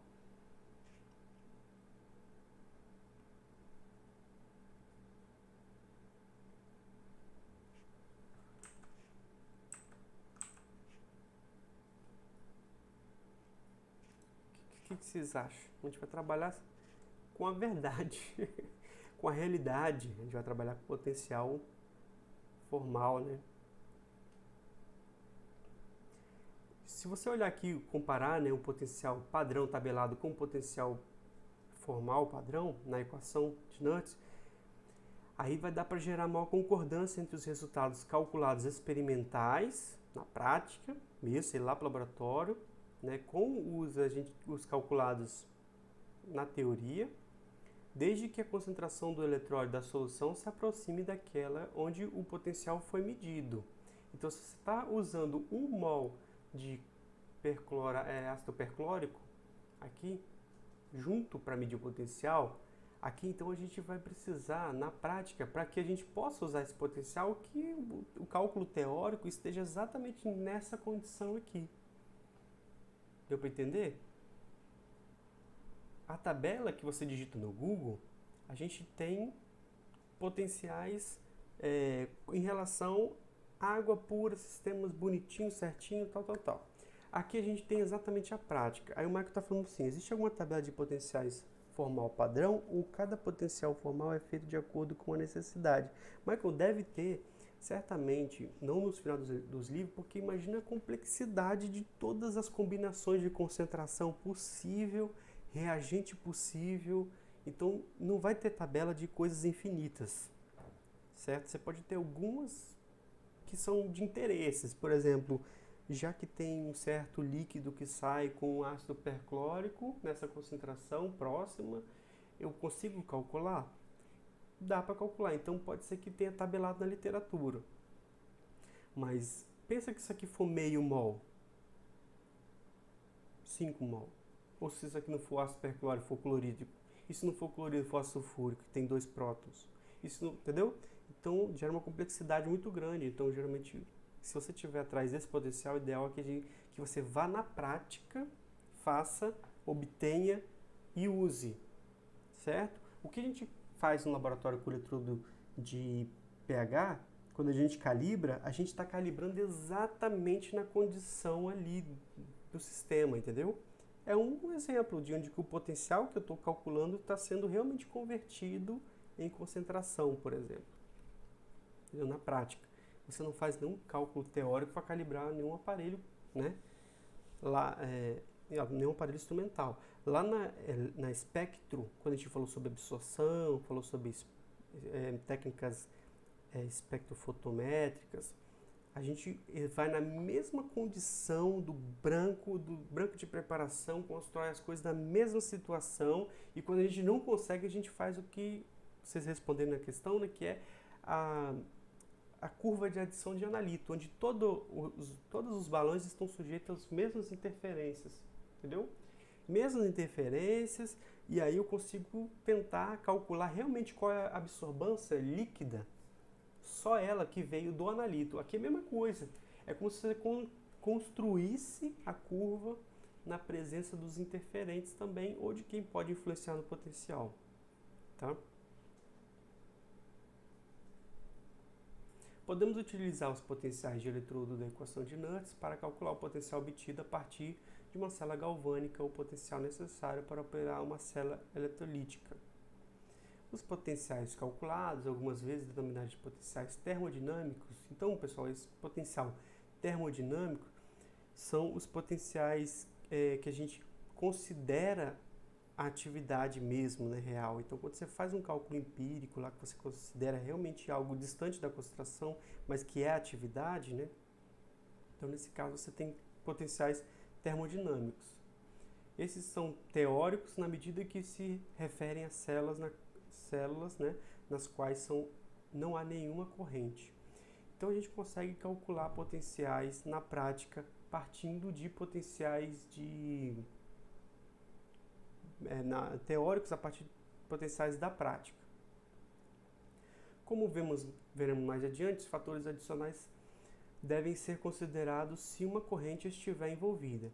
Então, sempre que tiver uma corrente parasita ali acontecendo, a gente tem que considerar qual é o potencial que está sendo acrescido ou reduzido dessa reação de oxidação. Então, quer um exemplo? pode acontecer diversas correntes parasitas ali. A gente viu uma que era o potencial de junção líquida lá atrás. Pode mexer no potencial além do eletrodo. Então você tinha um potencial, os íons migram diferentemente um do outro, o cátion e ânion, né? Então você tem, por um dado momento, um desequilíbrio de carga. Que desequilíbrio de carga é o quê? Potencial. Pega isso e a gente tem que estimar para tentar considerar apenas que o potencial lido é igual à concentração. Entenda, pessoal, a gente está atrás do quê? De uma relação entre potencial e concentração. Da mesma forma que lá atrás, em espectrometria, a gente tinha relação de corrente, ou melhor, absorbância com concentração. Tá bom?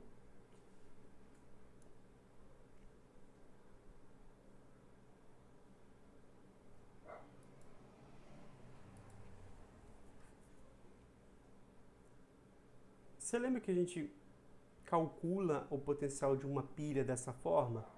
Fala que direita, né, que é o potencial de redução, menos da esquerda, que é o potencial de redução, só que menos na frente, porque inverte, né? Que um oxida, outro reduz, isso aqui é o potencial da pilha.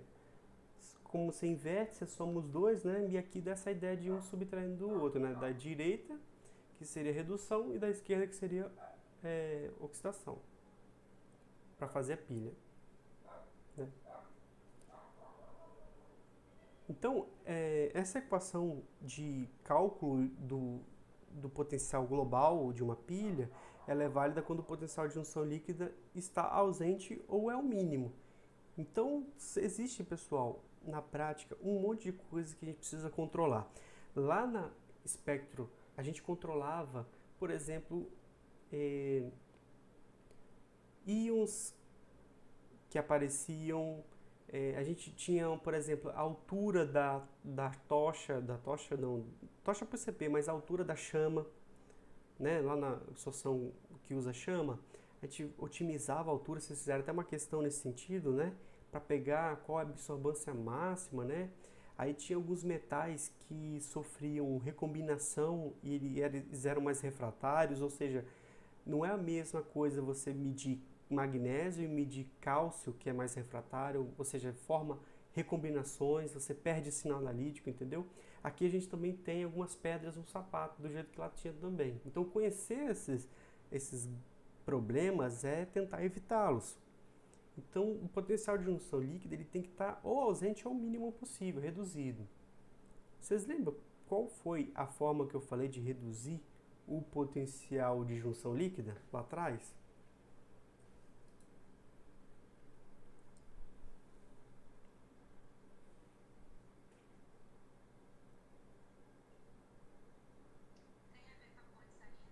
Isso, mas qual a composição lá da ponte salina? Isso, da cantora, né? Então você tem KCl, que tem tamanhos de íons iguais, então tem migrações parecidas. Tá bom? E aí você minimiza. Então, daqui para frente, pessoal, a gente não vai falar mais de potencial de junção líquida. A gente vai considerar que a gente resolveu esse problema na prática. Como? Usando eletrólitos que minimizam os potenciais de junção líquida. Cloreto de potássio. Como você viu aqui, ó. Aqui atrás, aqui. Acho que é aqui mesmo. Não, é aqui.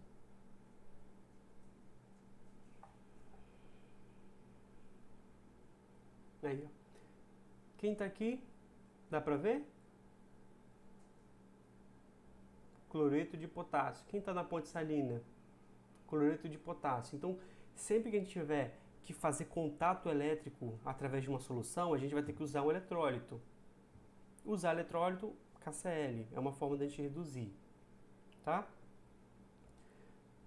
Vocês conseguem calcular aqui agora, como exemplo do que a gente já viu, o potencial termodinâmico da seguinte célula e a variação da energia associada a essa célula, ou seja, energia livre, né, que seria energia livre de Gibbs. Esses exercícios são muito comuns. E você vê tanto em geral, em físico-química, sempre não tem muito para onde correr. Você tem uma certa duas semi-reações acontecendo, você monta a reação global, você obtém um potencial dessa reação, você calcula a energia livre de Gibbs. Vocês já fizeram isso antes?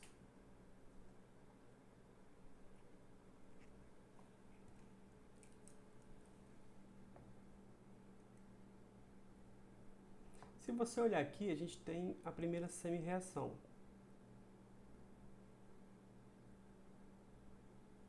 Cobre indo para cobre 2+.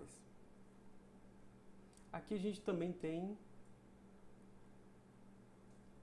outra semi-reação, prata, prata 0. Só tenho essas informações e tá, ó, pessoal, fora da condição padrão. Como é que a gente pode fazer isso? Primeiro, de algumas formas.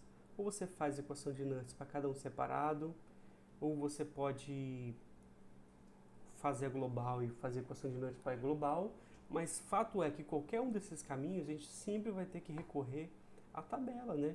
Então deixa eu escrever essas reações da seguinte forma, ó. O cobre, ele tem na tabela de redução da seguinte forma. Cobre recebe 2 elétrons, formando cobre 0. A prata, por sua vez, ela está assim, ó. Prata mais elétrons, elétron, né, sozinho, virando prata sólida. Aqui nós temos duas reações de redução. Não importa aqui que isso é uma pilha, alguém está oxidando, alguém está reduzindo. Quem oxida e quem reduz? Como é que a gente pode saber?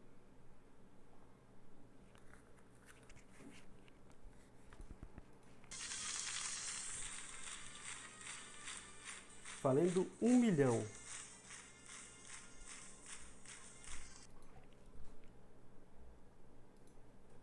Pode falar, desliguei o fone.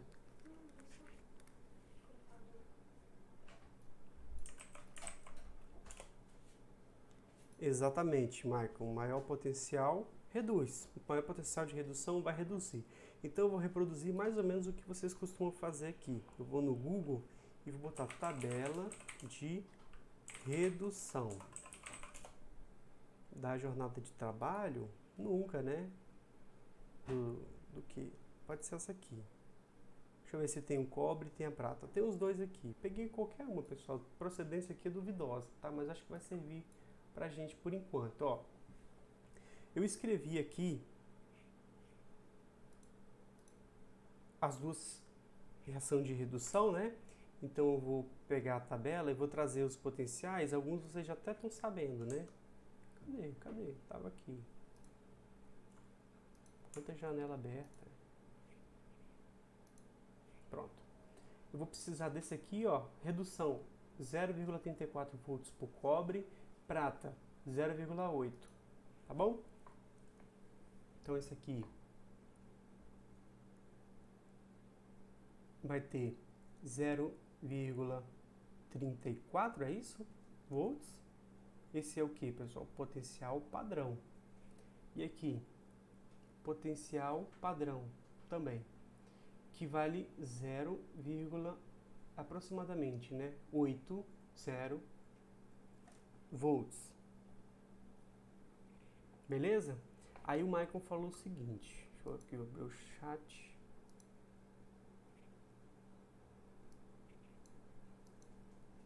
Maior potencial reduz. Michael, desses dois, quem tem um maior potencial? E tem que lembrar também que essa consideração de maior potencial de redução reduz se você quiser ir no caminho da pilha, se você quiser descobrir a pilha que existe entre essas duas reações. Tá? Se Michael coloca que maior potencial de redução vai reduzir, eu vou pegar aqui, ó, e vou considerar que, na verdade, essa última aqui, que tem um maior potencial numérico, não é? Se você olhar aqui, é 0,80 volts. Aqui é 0,34. O maior potencial é esse de redução. A gente mantém do jeito que ele está. E nós vamos escrever assim, ó. Maior potencial de redução vai reduzir. Então, mantenha ele do jeito que ele está, em equilíbrio com prata sólida. E já que a gente não mexeu nesse potencial, você vai manter ele dessa forma mesmo. prata barra Ag, né, 0,80 volts. Se um reduz, o outro oxida, isso significa que eu vou ter que reescrever isso aqui para sólido, em equilíbrio com cobre 2+, acuso para cá, mais 2 elétrons. Esse potencial aqui, que é o do cobre barra cobre 2+, ele é igual a menos 0,34, porque eu inverti. Tá? Esses potenciais que estão aqui, eles estão na condição padrão. Tá? Você vai ter que obter os potenciais fora da condição padrão. E aqui é importante que a gente separe a resolução em etapas. Então, faça uma equação de Nernst para cá, para você obter o potencial fora da condição padrão, porque você tem o que aqui, ó? Você tem a concentração fora da condição padrão, que é una. Então, você consegue fazer aqui também. Você consegue fazer, pode fazer direto por redução, não tem problema, e deixar para inverter depois, não tem problema. Acho que é a forma que eu deixei aqui no slide para vocês resolverem. Mas é assim. Como é que a gente faz então agora? A gente tem que igualar o número de elétrons. Uma possibilidade é a gente vir aqui em cima e multiplicar o número de elétrons igual a 2. Deixa eu pegar aqui, cadê?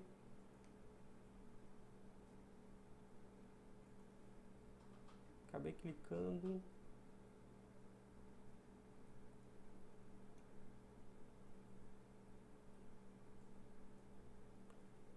Se você multiplicar a equação de cima por 2, você vai ter 2 elétrons em cima, 2 embaixo, somando tudo.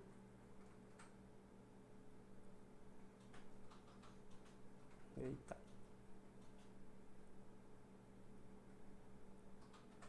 Somando tudo, você vai ter 2 pratas mais aquoso, mais cobre 0, corta os elétrons e equilíbrio com prata sólida, 2 delas, né? Mais cobre 2+. O potencial final padrão também, já que os dois estão na condição padrão, se você está querendo obter o potencial global aqui, na condição padrão, é só você somar os dois, é só subtrair, né? Por isso que fala que é o da direita, né? O da esquerda, não lembro aqui atrás, vai ser o maior menos o menor. Quanto que dá isso aqui? 4,4. 0, né? 0,4.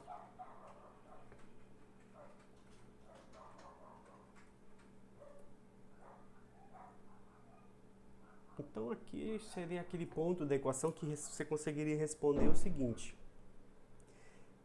é uma pilha ou é uma eletrólise? É uma pilha porque o potencial é positivo, tá? É uma pilha. Então, ótimo, até aqui tá tudo bem. Só que isso aqui não é o que está perguntando. Ele está falando lá em cima: calcule o potencial termodinâmico da seguinte célula e a variação da energia livre de Gibbs. Daria até para a gente encontrar a energia livre de Gibbs padrão aqui. Mas a gente precisa encontrar qual o potencial, levando em consideração a equação de Nernst. Então, o que a gente vai ter que fazer? Ou pega aqui embaixo e faz... Eu vou ver a forma que eu resolvi. Deixa eu ver aqui. Faz para cada um, né? Beleza, aqui ó, faz para cada um e obtém o valor final. Tá.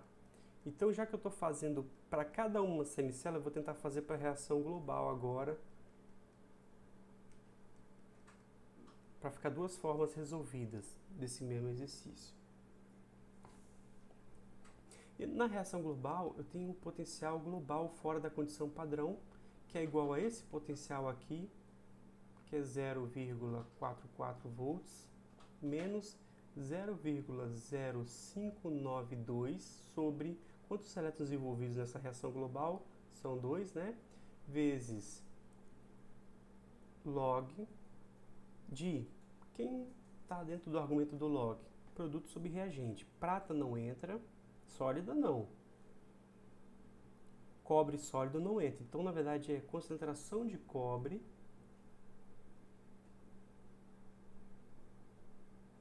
como aproximação da atividade, né, dividido por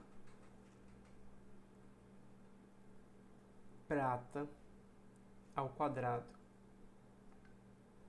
Então, esses valores aqui que vocês têm do enunciado, eles substituem aqui dentro.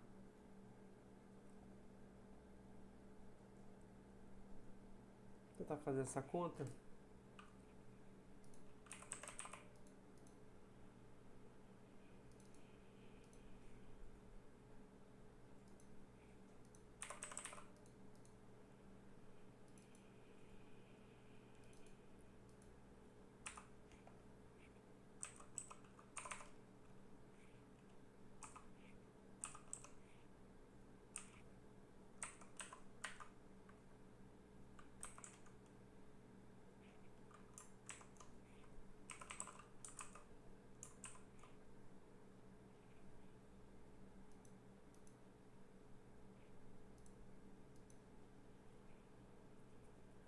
Concentração de cobre é 0,02.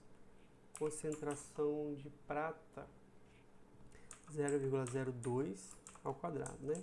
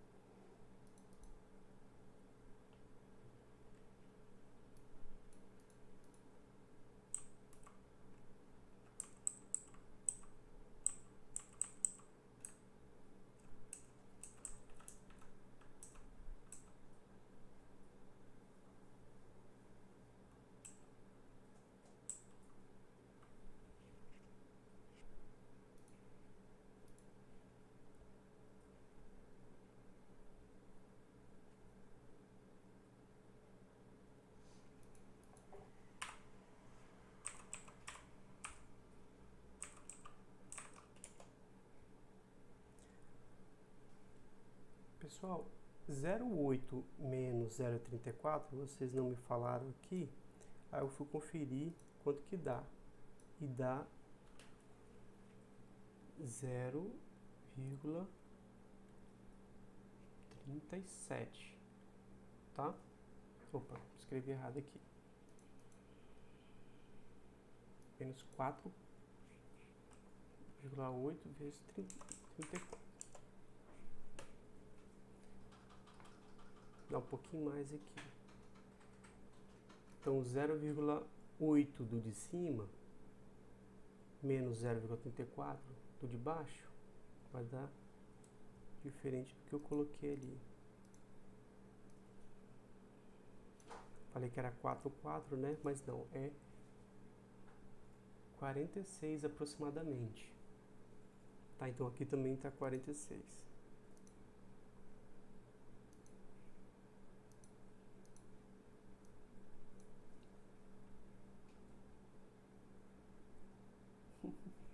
Os 416, né?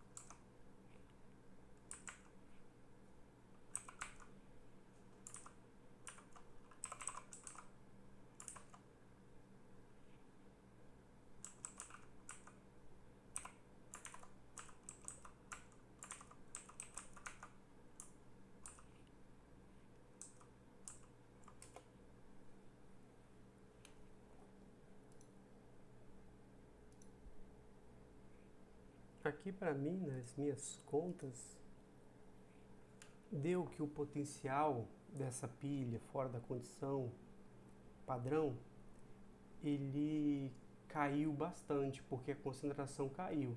Aqui para mim do 0,4 tem que dar menor, mas nem tanto, né?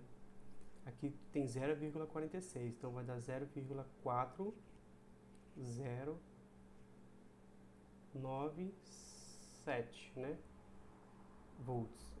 Aproximadamente 0,41 volts. Com esses potenciais que eu peguei na internet, né, que você tem dois algarismos significativos. Então, esse aqui seria o potencial final. No exercício eu estou usando o potencial com 3 casas, né? Vamos ver. Depois eu vou apagar essa resolução aqui. Ok, ele considera não 34, mas 3,7, né? E aqui um pouquinho, mas vai dar bem próximo. Beleza? Fez aqui para um, para outro. Eu vou mostrar para vocês esse espaço, mas eu quero só conferir o gabarito aqui. Então aqui dá aproximadamente 0,412, né? Deu uma pequena diferença. Posso até correr para fazer aqui qual é o valor que ele realmente considerou aqui para ver se bate em cima. Então vai ser 337 no lugar de 36. Então o valor real para prata é 799.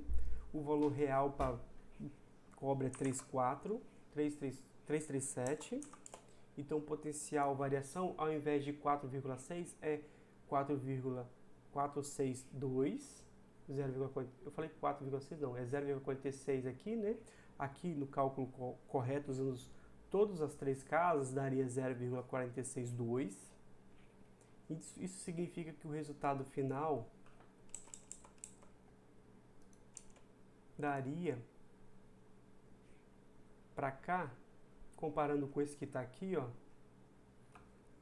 daria 0,4171, ou seja, arredondando aqui, daria o mesmo valor. Ou seja, não é que são formas próximas, não, é o mesmo cálculo. Só que eu fiz na reação global direto, e aqui eu vou mostrar para vocês agora uma outra forma que é aplicando em cada uma separadamente. Então, se você observar aqui, você tem duas reações de redução, né? Potencial aqui tabelado, ok. Beleza, a gente pode fazer isso aqui como equação de Nernst para cada um. Cada um desses, né? Então, vamos lá, o primeiro. Nesse primeiro, a gente tem que produto sobre reagente, né? A espécie reduzida sobre oxidada, quando você tem esse sistema aqui, pessoal, ó, a espécie oxidada, mais N elétrons, em equilíbrio com a espécie reduzida, certo? Produto sobre reagente vai ficar dessa forma que está aqui. Substituindo então os dados para a prata, um elétron envolvido, então vai ser produto sobre reagente. Esse aqui é o valor fora da condição padrão. Antes 0,799, depois 0,6984, ou seja, caiu o potencial. Por isso que existe pilha de concentração, pessoal. Se você mantém 1 mol por litro, você vai ter essa concentração, vai ter esse potencial para a concentração de 1 mol por litro. Se você dilui demais, você vai ter esse potencial aqui, ó. Então, por isso que existe uma diferença de potencial entre mesmos íons com concentrações diferentes, por causa da equação de Nernst, tá? Para o cobre, então, potencial padrão, 2 elétrons envolvidos, log de produto, que é a espécie reduzida sobre oxidada, né? Reduzida porque aqui a espécie cobre 0 e aqui cobre 2+, tá? Dá quanto? 0,2867. Ok. Esses dois potenciais calculados, agora é só se tratar como se fosse nessa etapa aqui atrás, aqui, será que eu apaguei? Apaguei, né? Que você soma os dois, né? Pega o primeiro, soma com o segundo, que está negativo, então na verdade é esse aqui, ó, um menos o outro. Potencial final. O da direita, que é a espécie que tem o maior potencial de redução, então ele vai reduzir, ou seja, a redução menos a oxidação dá quanto? O valor que a gente calculou também. Então, duas formas da gente calcular isso. Qual que vocês acham que é mais fácil? Fala aí, ela vai ser a correta, não tem problema. Tá bom? Agora falta uma coisa que todo mundo falha, né? Que é, pronto, acabei de conquistar alguma coisa, mas não quer dizer que essa coisa seja o que está pedindo, porque ele pede aqui também, ó, a variação da energia livre de Gibbs. Porque energia livre de Gibbs você não calcula absolutamente. você calcula a variação dela, da mesma forma que potencial também você calcula a partir de uma variação, né? Então a variação que é o ΔG, eu botei amarelo para minha canetinha, agora não estou vendo ela mais. A variação então para ΔG é aquela equaçãozinha que a gente viu, NFE, tá? Inclusive essa equação que eu falei que a gente usa para encontrar a equação de Nernst, né? A partir daquele ΔG igual a ΔG0, tá? Só substituir, pessoal. A reação global ela envolve 2 elétrons, porque você multiplica da prata por 2. O valor da constante de Faraday está aqui. Eu te apresentei, já falei sobre ela na aula passada. E o potencial calculado novo da pilha global, né? O potencial global da pilha está aqui. Quanto que dá esse valor? Multiplica, corta. Ele não falou para expressar nada em relação a qual a unidade da energia, né? Mas aqui está convertendo, nem precisava. Se você tivesse parado aqui, estava tudo certo. Joule, né? Você poderia representar por menos 7,9,5 kJ, tá? Isso aqui poderia ser a resposta tranquilamente. Energia livre de Gibbs negativa significa que o processo é espontâneo. Então essa pilha ela acontece. Tudo bem? Para finalizar, já nesses 12 minutinhos finais, eu queria saber se tem alguém vivo aí.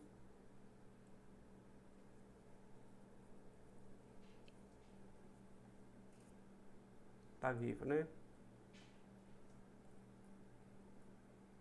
Então, para finalizar, o potencial da direita menos o potencial da esquerda igual a zero. No equilíbrio químico, lembra que eu falei? O potencial tende a zero. Então, o que acontece na pilha quando ela morre? Ela entra em equilíbrio, né? Significa que não tem diferença de potencial entre uma semi-reação e outra. Pessoal, agora, o que eu vou falar para vocês é um envelhecimento dos conceitos, sabe? Assim, a maturidade do curso vai te dar essa visão. A concentração, pessoal, não muda o potencial. Rafael, Kelly, Michael, não muda. A gente viu que agora, que toda hora que a gente muda a concentração, nós estamos mudando o potencial calculado fora da condição padrão. O que acontece é que as concentrações elas vão mudar, um sobe, o outro desce, para que os potenciais se igualem. Quando os potenciais se igualarem, o da direita não vai ser menor do que a esquerda ou maior do que a esquerda. Eles vão ser idênticos, iguais. Então a gente não vai ter potencial, entendeu? Então essa equação de Nernst que mede, pega o potencial e mexe para tentar obter o potencial, e esse potencial final vai alterar até que eles se igualem. Quando eles se igualarem, nós temos o equilíbrio químico. Deu para entender?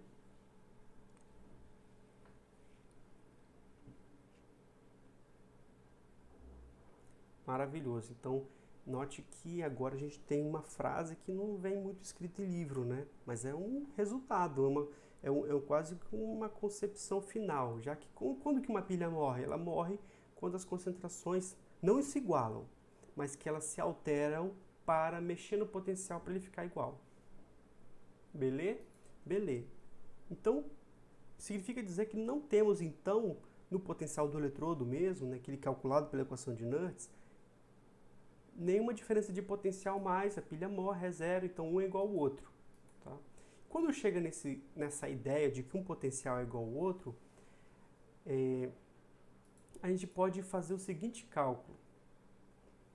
Aqui ele está provando, tá, matematicamente, um menos o outro. Sabe que oxidação, ó, espécie reduzida sobre oxidada do lado da prata, espécie reduzida sobre oxidada do lado do cobre. Demonstrando matematicamente um menos o outro, levando em consideração um par de elétrons, isso aí foi exatamente o que eu fiz lá atrás. Exatamente, só que, por exemplo, a espécie reduzida era o próprio metal, prata e cobre, então era igual a 1, então por isso que ficava a oxidada da esquerda, que é, por exemplo, a prata, e oxidada da direita, que é o cobre. Então, por isso que ficava assim, né? Um sobre o outro. Mesma coisa que eu fiz, pessoal. Saiu o potencial calculado, mas agora ele está fazendo o potencial ser igual a zero. Deixa eu ver se eu apaguei o que eu fiz. Tomara que não.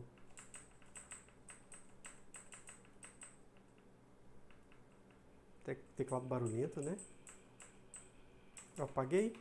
Que bom, eu apaguei. Eu construí a equação de Nernst para reação global, não foi? Agora, você lembra que eu comecei a fazer assim, ó? Potencial igual a potencial padrão menos 0,0592, né? Log, tal. Isso aqui nunca vai ser zero, tá, pessoal? A menos que isso aqui seja o próprio hidrogênio. Mas isso aqui é zero que eu estou falando, entendeu? Então faz isso aqui ser zero, passa tudo para o outro lado, entendeu? Começa a rearranjar essa equação. O argumento do produto sobre reagente aqui vai virar a própria constante de equilíbrio. O que está aqui? Produto sobre reagente, a própria equação da constante. Então a gente pode demonstrar essa reação, esse cálculo da constante de equilíbrio dessa forma. Ó, final aqui, ó. Na equação final de direita menos esquerda, produto sobre reagente, isso aqui vai virar o quê? Própria constante de equilíbrio quando nós estamos na condição de equilíbrio. Então, essa variação de potencial, ou melhor, o que é isso aqui, pessoal? Isso aqui é o próprio potencial da pilha que a gente calcula somando. Aqui é o número de elétrons envolvidos. Por fim, então, é justo a gente dizer que a gente pode pegar essa equação global de cálculo da energia livre de Gibbs no estado padrão a partir do potencial da pilha. E se eu tiver que substituir aqui, eu consigo obter uma relação de constante de equilíbrio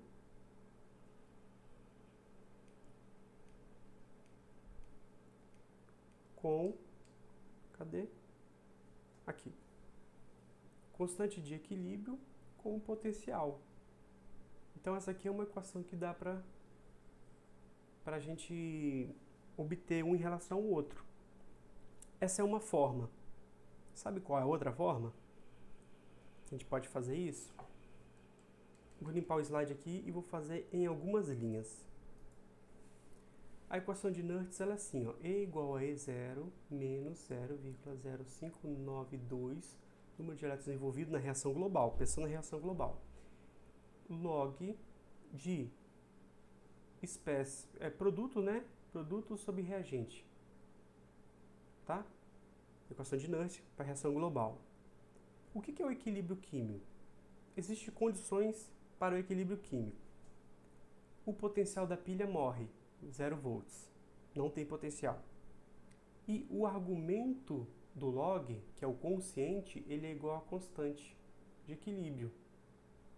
Então basta você substituir 0 igual ao potencial da pilha menos 0,0592 sobre N vezes log da constante de equilíbrio. Rearranje isso aqui para lá e para cá, passa para cá do sinal, né, trocado, vai ficar assim, ó, potencial padrão, ele é igual a 0,0592 sobre N vezes log de KEQ. Se você multiplicar aqui, você vai ter NE padrão dividido por 0,0592 é igual log de KEQ. Aqui tem um 10 da base. Esse 10 pode passar aqui, ó, empurrando para cima, fazendo a ideia do desfazer o log. Então pode ser constante de equilíbrio, ela pode ser calculada como sendo 10 elevado a menos NE padrão dividido por 0,0592 quando a temperatura é 25 graus Celsius. Deu para entender? Se você fizer isso aqui, é a mesma coisa que essa equação final aqui, ó, que vai aparecer aqui de baixo. São duas formas. Demonstrei para vocês no slide, aqui, ó, fixo, né, escrito antes, né? Eu mostrei para você fazendo cada um separado algebricamente como é que chega na equação. Uma outra opção é você pegar a equação de Nernst para reação global, entender que é a constante de equilíbrio, ela vira o argumento do log e o potencial é igual a zero. Ajeita, ajeita, ajeita, ajeita, ajeita. E vira essa equação aqui que você pode finalizar com a forma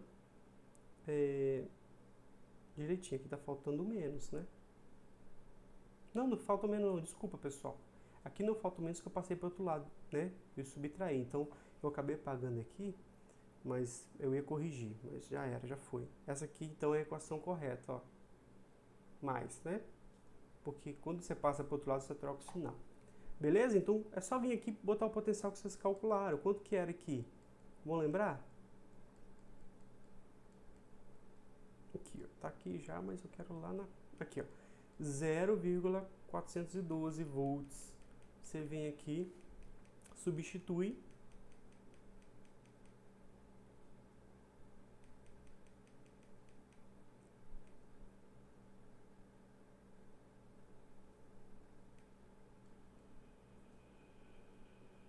Substitui aqui, número de mols, número de elétron envolvido é 2.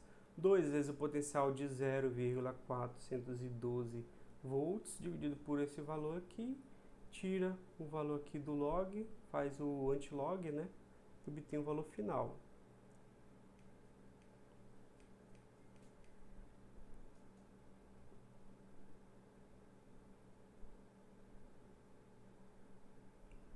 Essa aqui é a constante de equilíbrio, tá?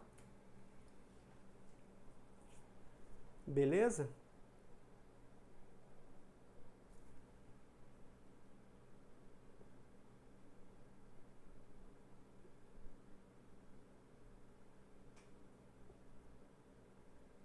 Então a única coisa assim, que a gente tem que entender aqui, nesse final, é que a gente consegue obter a constante de equilíbrio a partir do potencial global padrão da pilha, tá bom?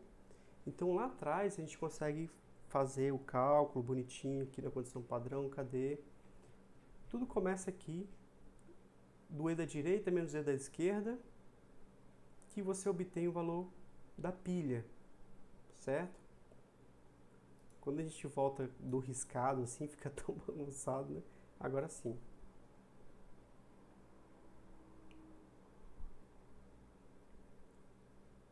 Então, o potencial da célula é igual a 0,698284, tá? Vou fazer aqui para conferir com vocês, então.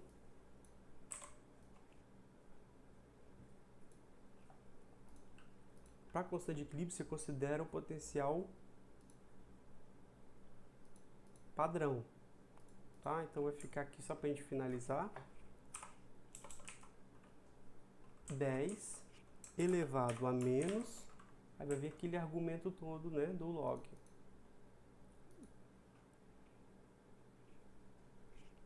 Número de elétrons envolvido, 2, vezes o potencial, que é 0,412. Preciso do potencial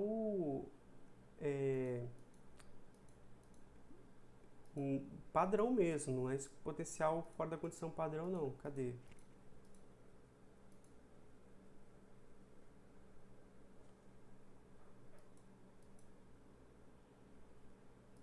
Aqui, tem esse aqui, ó. Vai ficar um menos o outro. 0,799 menos 0,337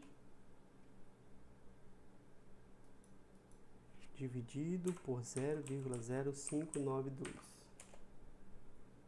Deu um valor um pouquinho diferente aqui no meu.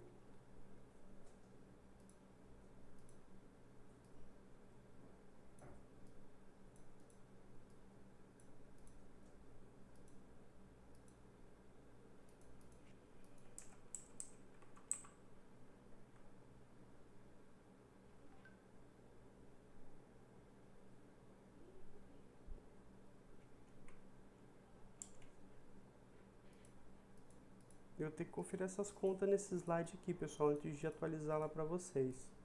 Porque olha só, acabei de fazer a conta, tá dando isso aqui.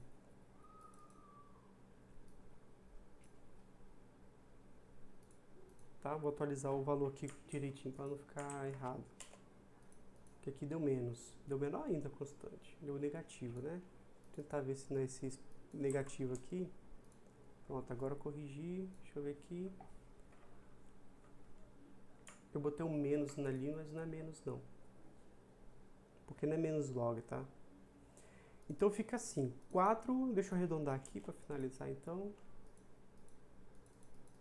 Pronto, 4,1 vezes 10 à quinta. Tá? É porque eu tinha colocado menos aqui, ó, sem querer. Acostumado a fazer cálculo de pH, a gente vai conferindo. Então, pessoal, olha só, o que a gente tira daqui é uma constante de equilíbrio alta. Altíssima, né? 10 à quinta, significa que essa pilha acontece e acontece mesmo, deu para entender?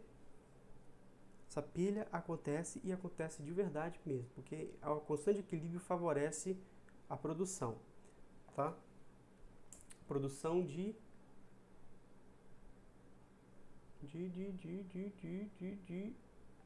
cobre 2+, consumindo cobre 0 na pilha. Então o que eu queria só colocar agora para fechar, não é mais aula, é só para aviso meu. Eu tenho aqui como que construir as curvas de titulações que vocês já viram em Quant, para vocês revisarem, tá? Eu vou manter isso aqui. Aí a gente vai ter a próxima aula, que seria quando? Amanhã, né?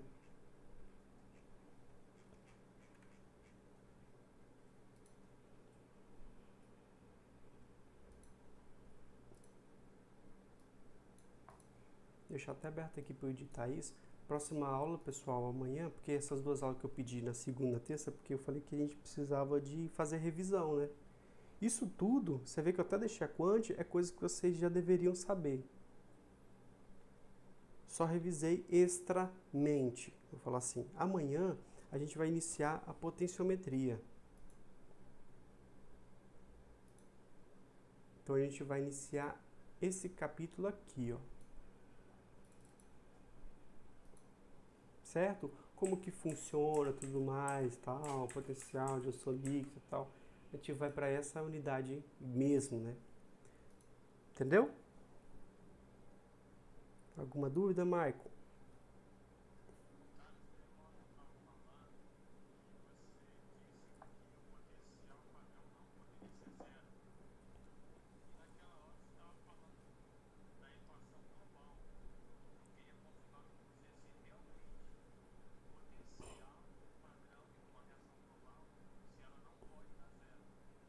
Então, Maicon, o potencial padrão só pode ser 0 se for o do eletrodo se for a semi-reação do eletrodo de referência.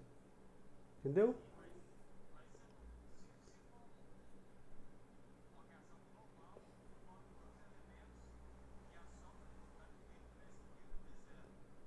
Então, nesse caso, não tem pilha e não tem eletrólise. Não tem nada. Certo? Se dá zero, ó, se dá zero, significa que nem a direita e nem a esquerda vai ter nenhum valor, porque você multiplica, troca o sinal, né, invertendo, vai dar menos 0, 0 não interessa, vai dar zero para sempre. Significa então que é legal você falar isso, porque significa que a reação não te... pode sim, mas por isso que eu falei padrão. Padrão é o valor que não vai mudar em relação à concentração, porque já foi fixada as concentrações. Entendeu o que eu quis dizer? Então, assim, não vai ter potencial, essa não é pilha, não funciona. Beleza. Agora, isso que você falou é bem verdade. Você pode sim ter a concentração como um fator que faça existir pilha. Quando você tem, por exemplo, cobre de um lado, cobre de outro. Na nossa ideia, não deveria ter variação de potencial ali, né? Mas quando um aumenta demais, o outro diminui, aí você tem uma compensação ali da equação de Nernst que vai jogar o potencial um pouco mais para cima para um pouco mais para baixo para outro, e a diferença de um com outro vai existir um potencial que exista pilha. Lembra muito como aquelas coisinhas de ensino médio que é osmose, vocês estudam também Físico-Química 2, né? Propriedade coligativa, que tem uma membrana e aí o líquido sai de um lado para o outro para diluir o mais concentrado. Ali você faz todo o estudo de potencial químico, não é? Aqui é a mesma coisa, tem potencial químico que vai tentar diluir um lado e concentrar o outro para equilibrar os dois, entendeu? Mas não em relação à concentração, mas em relação ao potencial. O potencial se altera para que não haja mais potencial químico, né? Ele entra em equilíbrio. É uma coisa de doido.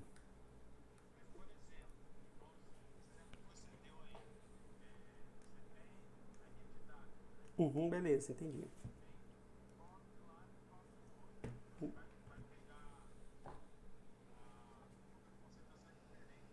Uhum,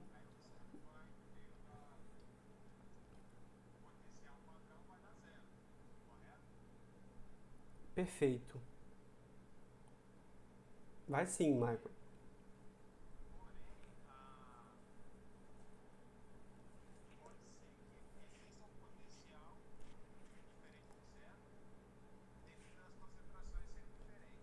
Isso, não pode ser, vai acontecer isso.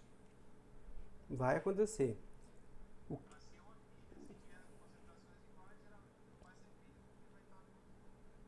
Isso, isso, perfeito. Você entendeu direitinho a ideia aí. E o que o Michael quer dizer aí, pessoal, é o seguinte: você tem duas reações de cobre, onde um cobre está reduzindo e o outro está oxidando. A mesma reação, você só escreveu ela invertida. Aí você tem um potencial de um que é o igual de baixo, só que como você inverteu, você troca o sinal. Você soma os dois, vai dar zero. Então, a diferença de potencial ela acontece em função do log. O argumento do log vai fazer essa mudança, certo? Mas o que a gente tem? Acabou? E aí, pessoal, para resolver essas questões de concentração, a gente tem que marcar o que é cobre de um lado e o que é cobre de outro. A gente pode falar tipo assim, cobre diluído, cobre concentrado. Se a gente tratar os dois separadamente, a gente consegue resolver. Agora, se a gente não fizer isso, a gente vai achar que um é igual ao outro e vai cortar cobre com cobre, né? E vai dar log de um que é zero, então não é bem assim não. Pessoal, alguém tem mais alguma dúvida?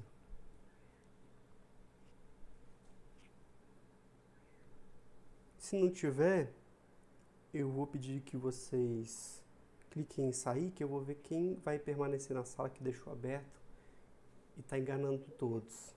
Aline? Pois não, Aline? Sim, vai ser gravada amanhã.